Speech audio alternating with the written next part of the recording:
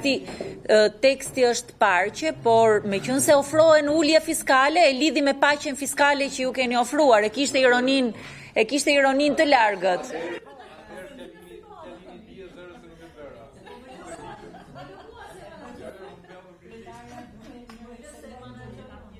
Atëhere, kam unë disa shqetësime, koleg. Së pari, ju besoj që jeni ndjeni që Parlamenti i Shqipërisë ka disa kohë që punon me Westminster Foundation për të hartuar një metodologji për analizën e korrupsionit të çdo projekt ligji. Dhe ka hartuar një raport për sa i përket ligjit që zoti Kurti ka prezantuar. Raporti është online, unë besoj që ju e keni lexuar apo jo. Raporti ngre shumë shqetësime, të cilat unë mendoj që do ishte me vlerë që ne të diskutonim. Së pari, ne kemi një ligj aktual vitit 2022. Si funksionon ligji vitit 2022 që ju ka sjell juve në këtë propozim projekt ligji, çfarë mangësish ka, çfarë hapësira shkrijon, sepse sipas raportit, projekt ligji aktual i zgjidh gjitha qëllimet që ju keni, veç po patët qëllime tjera, sepse qëllimet që ju thoni në relacionin tuaj zgjidhen me legjislacionin në fuqi, sipas asaj që të paktën ka pasur qëllim dhe ligji vitit 2022. Së dyti, cilat janë problemet që ju keni hasur, që ju kanë sjell në këtë propozim ligjor? Unë nuk e di, por sot mora vesh që do të ishte dhe drejtoresha e Duranës, është zonja drejtoresha e Duranës. Ne kemi një park i cili nuk ekziston. Kemi një park virtual, teorik, në letër. Janë 50 kompani që përfitojnë favore fiskale. Kompani të cilat janë quajtur prej SPAK-ut grupi strukturuar kriminal. Tani ju po krijoni favore të tjera fiskale për kompani të tjera me një park, me një koncept që e njihni si park virtual. Këtu i bashkojmë shqetësimit të relatores për sa i përket përkufizimit të termit, sepse nuk ka një përcaktim të qartë atje për sa i përket parkut virtual, dhe unë mendoj që këtu kemi hapësira të qarta për korrupsion. Cilat janë përfitimet e ekonomisë kombëtare nga zbatimi i atij projekt ligji? Sa persona kanë hyrë për herë të parë në tregun e punës nëpërmjet subjekteve që janë përfshirë në këtë projekt ligj? A ka qeveria shqiptare, meqenëse është dhe këtu drejtoresha, një analizë të plotë të këtij parku Durana? Përveç asaj listës që ne kemi parë dhe favoreve fiskale, taksave që janë ulur. Dhe këtyre kompanive që të gjitha siç duket janë gjitha edhe përfitues të tenderave. Janë që të gjitha kompani që përfitojnë tendera, secila prej tyre përfiton tendera. Cili është efekti, impakti në ekonominë kombëtare e këtij parku? Meqenëse projekt ligji normon marrëdhënie të reja tregtare ndërmjet disa institucioneve shtetërore që janë universitete apo enteve publike nga njëra anë dhe zhvilluesit dhe përdoruesve të parkut nga ana tjetër, cilat janë institucionet e arsimit lartë që kanë pasur këtë kërkesë? Nga ka ardhur shqetësimi juaj? Si është bërë mundur që të vini me këtë propozim projekt ligji? Ka pasur një shqetësim real që kjo të kthehej në një projekt ligj? Unë nuk pash një analizë të qartë të plotë të kostove, efekteve ekonomike, pse zgjeron kategorinë përfituese, pse shtohen efekte të reja fiskale, vetë projekt ligji që ju keni hartuar, ka një mangësi për sa i përket efekteve ekonomike. Nuk rezulton një konsultim faqen e kuvendit. Unë kam propozuar një projekt ligj për sigurimet shoqërore që u diskutua në këtë komision, më dashur 3 muaj të pres gjithë organizatat e shoqërisë civile që t'japin komente nga konsultimi publik. E keni dorëzuar që në nëntor. Pse nuk keni insistuar që të ketë një konsultim publik? Këto ligje që japin favore fiskale, që japin një trajtim preferencial, duhet patjetër të ushtrojnë një debati të gjerë publik. Është në të mirën tuaj si deputet, po edhe tonën si deputet të përgjithshme, po të them deputet të këtij parlamenti, që procesi ligjvënës të jetë transparent. Së treti, ju keni propozuar ulje taksash. Keni propozuar potencialisht të vësën 0%, lehtësi fiskale, favore regulative, dhe ne nuk kemi akoma një mendim me të drejtë thatë që nga nëntori nga ana e qeverisë për këtë. Një llogaritje si ndikon kjo në buxhetin e shtetit. Çfarë përgjigje ka sjell Ministria e Financave? Dhe ky është një detyrim kushtetues. Qeveria shqiptare duhet kthej përgjigje. Nuk mund të kalojmë këtu ligje në parlament pa qeverinë shqiptare që kthen përgjigje për impaktin që ka në buxhetin e shtetit. Është një fjalë goje ulim taksat.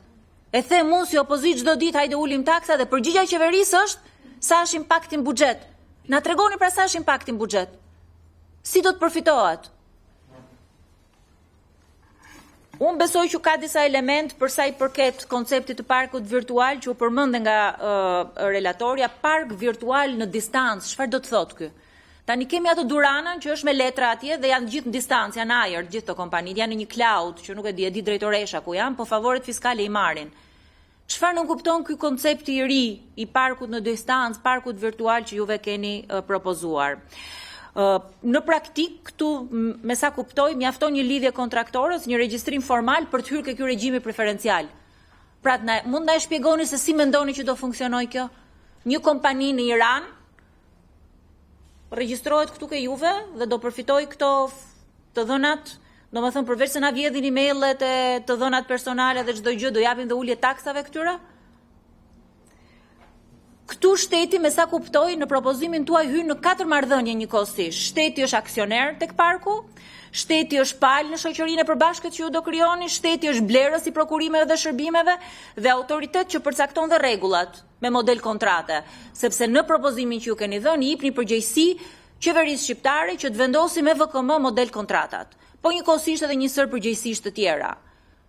Së pari për mua shumë koncepte që ju i delegoni me VKM duhet ishin përcaktuar këtu në ligj. Sepse po japim autoritet qeverisë shqiptare për të bërë gjëra që duhet ishin normuar këtu me ligj dhe kjo nuk është një propozim i juaj i vetëm, po edhe shumë projekt ligjeve të tjera dhe unë e shoh këtë si një rrezik shumë të madh. Edhe për të ulur dhe për të zbehur rolin e parlamentit. Dhe përqendrimi i madh i roleve që sot po i lëm në dorë qeverisë shqiptare, duke ditur si është qeveria shqiptare, duke ditur dhe skandalin me Akshin, për mua është jashtëzakonisht i madh. Ka një direktivë Bashkimit Evropian që kërkon që autoritetet kontraktore të trajtojnë operatorët ekonomik në mënyrë të barabartë dhe kjo që po japim ne është një trajtim preferencial. Këtu po ndërhyjmë edhe ndihmën shtetërore ne, sepse po japim disa kompanive në tregun e teknologjisë informacionit ndihmë shtetërore. Edhe kjo është në shkeljet marrëveshjes stabilizim asocimit dhe në shkelje edhe detyrimet tona në procesin e antarësimit. Dhe kjo për mua është një shkelje shumë e rëndë sepse shteti po prish garën. Praktikisht shteti këtu po ndërhyjmë prokurim publik, po krijon një korsi preferenciale për disa kompani. E ka krijuar atje Durana, po e thellon akoma dhe më shumë me këtë propozim tuaj. Dhe më vjen mirë që kemi përfaqësues nga Ministria e Ekonomisë që mund na shpjegojnë konkretisht të dy direktivat. Edhe direktivën për sa i përket operatorëve ekonomik pa diskriminim dhe procedurat e prokurimit që juve keni parashikuar këtu, krahas procedurave prokurimit normale me shpallje, me kritere të hapura që sigurojnë garën, dhe e dyta njëkohësisht edhe ndihmën shtetërore. Pra, problemi i kësaj nisme unë mendoj që është selektiviteti. Është fakti që ne këtu po japim favore disa kompanive. Po japim shtetit një përgjegjësi shumë të madhe për ndërhyrje në treg, po japim shtetit mundësinë që të prish garën dhe konkurrencën në sektorin e teknologjisë informacionit, ndërkohë që është prishur, sepse kemi Duranën që operon atje, dhe këtu po e thellojmë akoma edhe më shumë. Ka paqartësi fiskale, përsa i përket TVSH 0, si do menaxhohet, si do të funksionojë TVSH-ja 0, sepse kur ne propozojmë TVSH 0 për fermerët, për shembull, le të themi, qeveria shqiptare hidhet edhe thotë nuk e menaxhojmë dot. Nuk e kontrollojmë dot. Si do e menaxhoni këtu ke teknologjia e informacionit TVSH 0? Cilat janë mekanizmat që ju do ngrini për të kontrolluar që nuk do ketë abuzim? Koston buxhetin e shtetit e kësaj nisme. Ju hiqni taksa, TVSH-ja bëhet 0, si nuk ka koston buxhetin e shtetit. Nuk ju ndërpreva fare. Në momentin që ndërhyn në një treg, heq taksa, krijon favore fiskale, atëherë këtu ka një kosto për buxhetin e shtetit. Dhe këtu patjetër ne duhet kishim transparencë për sa i përket kostos për buxhetin e shtetit. Në gjykimin tim ky ligj nuk po ndërton inovacion. Ligji po jep favore fiskale, po krijon edhe një herë përsëris një korridor preferencial. Po prish garën në teknologjinë informacion. Nuk ka pasur garë deri dje. Ka pasur një grup strukturar kriminal aty. E thot Spaku. Sot po e prish një fare. Edhe atë pak garë që ka mbetur në këtë sektor. Ka besoj disa shqetësime që lidhen edhe me transparencën dhe këtij komisioni intereson shumë dy pika. Së pari, mbrojtja e dhënave personale si do të sigurohet, dhe unë mendoj që ne kemi nevojë për disa propozime shtesë për mbrojtjen e dhënave personale, dhe të dhënave dhe informacionit atje, sepse këtu juve merrni